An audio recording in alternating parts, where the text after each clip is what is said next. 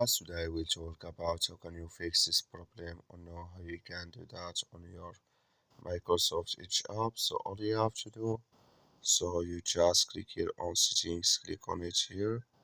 When you just click on settings, it's going to show for you a list like this here.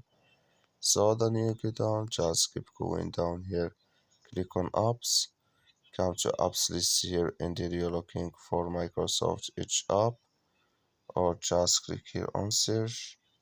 So then here at each app, it's going to show for you like this. Click on it. So then it's going to take you to, when you click here on edge, it's going to take you to this list here. Click on for stop. So then you click here on OK. Then you go down here, click here on storage.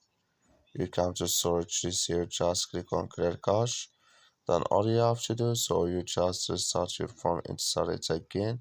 Then it's going to work with you. That's all you have to do. Thank you for watching. Don't forget to support us by liking and subscribe.